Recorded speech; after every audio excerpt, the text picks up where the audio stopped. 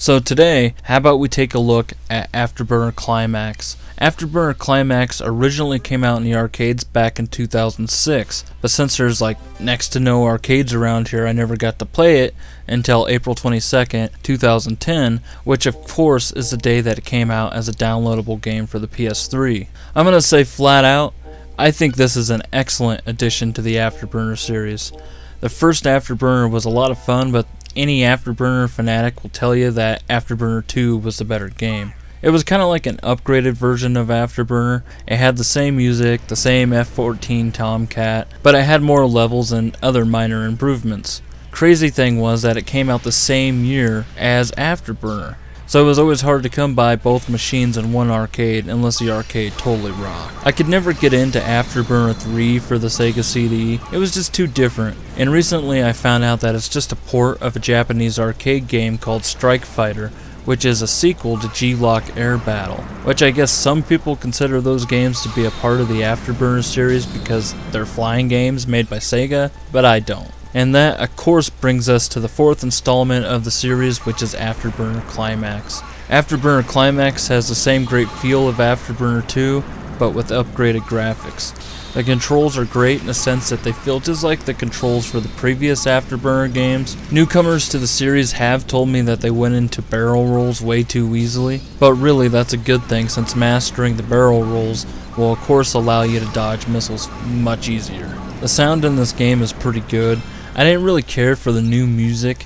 It seemed too much like generic stock music to me, but you can choose the Afterburner 2 music instead, and that's awesome. And instead of using the F-14 Tomcat like in the other Afterburner games, now you can choose between 3 different jets that each have 4 different paint jobs that you can choose from. And of course there's the Climax control that kind of slows everything down a bit so you can lock onto multiple enemies, which of course allows you to take out more enemies at once and get bigger combos. On top of the standard arcade game, you also have the EX options. The EX options are unlocked as you play through the game, and of course once they're unlocked you can enable them. The EX options make the game a lot easier, but can also be used to make things harder. You can actually make it to the point where all you're doing is flying the jet, since there's EX options such as like auto gun and auto missile that just makes everything so easy. Of course the hardcore Afterburner players will more focus on score attack mode since you play without the EX options, and it's actually a true test at how good you actually are at Afterburner Climax. In a score attack mode you can post your scores on the online board, which I think is a cool option. The trophies are really easy to get. I just played through the game like 6 times using all 3 jets with the EX options enabled, and that's really all it took to get them all. But if you really want more out of the game, then you just keep playing the score attack mode and keep trying to beat your high score and other people's high scores. So like I said towards the beginning of this review, I think this is an excellent addition to the Afterburner series.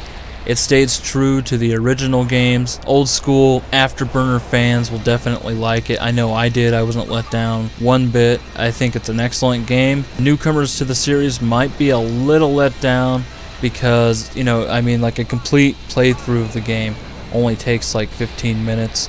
The trophies are really easy to get.